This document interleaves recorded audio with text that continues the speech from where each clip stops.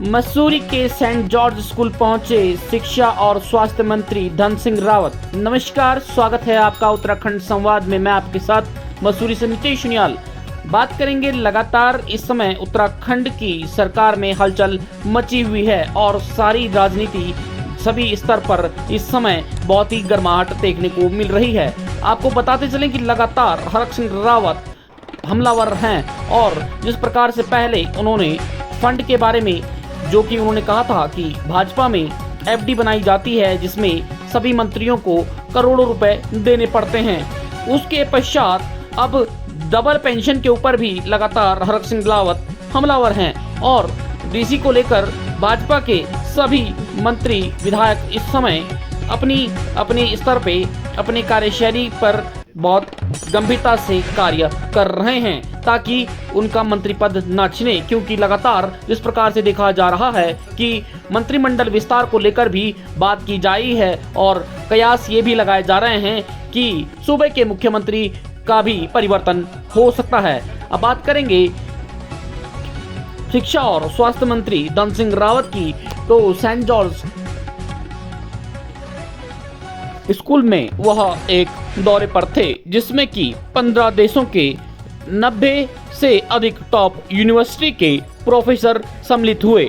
धन सिंह रावत ने कहा कि लगातार हम ये प्रयास कर रहे हैं कि यहाँ पर भी टॉप 10 यूनिवर्सिटी लाई जाए जिसमें कि देश विदेश के हजारों छात्र पढ़ सकें, क्योंकि आज हम देख रहे हैं कि उच्च शिक्षा के लिए हमारे देश के युवाओं को बाहर जाना पड़ता है, लेकिन अब हमारा प्रयास ये है कि हम उनकी व्यवस्था यहीं बनाएंगे, जिसको लेकर प्रधानमंत्री मोदी भी लगातार प्रयासरत हैं। सिंह रावत सरस्वती शिशु विद्या मंदिर माल रोड पहुंचे, जहां उन्होंने सरस्वती शिशु विद्या मंदिर का निरीक्षण किया कि किस प्रकार से समय के साथ शिशु विद्या मंदिर में परिवर्तन हुआ है और किस प्रकार का विकास हुआ है, क्योंकि धन सिंह रावत पहले भी संघ से जुड़े हुए थे और अभी भी वो संघ के लोगों के साथ उनका बहुत ही अच्छा उठना बैठना और बातचीत है, जिसको लेकर वह आज पहुंचे थे सरस्वती शिशु विद्या मंदिर, जहां पे उन्होंने निरीक्षण कर बहुत ही सराहना की कि किस प्रकार की व्यवस्था विद्यालय प्रशासन द्वारा की गई है। साथ ही जब उनसे पूछा गया कि एमपीजी कॉलेज को शासकीय बनाने का उन्होंने वादा किया था, लेकिन अभी तक वह शासकीय नहीं हो पाया है, जिसके कारण वहां पर शिक्षकों और छात्रों दोनों को समस्या का सामना करना पड़ रहा है, जिसको लेकर उन्होंने कहा कि विद्यालय प्रशासन के द्वारा या विद्यालय प्रिंसिपल के द्वारा उनको किसी भी प्रकार का कोई लेटर ज्ञापन या इस प्रकार की कोई मांग पत्र बना के नहीं दिया गया है, जिसके कारण यह कार्य इतना लंबित हुआ है। लगातार बने रहिए हमारे साथ पूरी खबर देखने के लिए।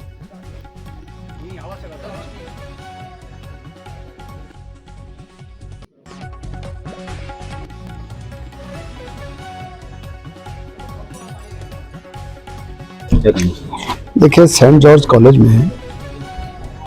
लगभग 15 देशों से ज़्यादा विश्वविद्यालयों के लोग आए थे और 90 विश्वविद्यालय आए थे।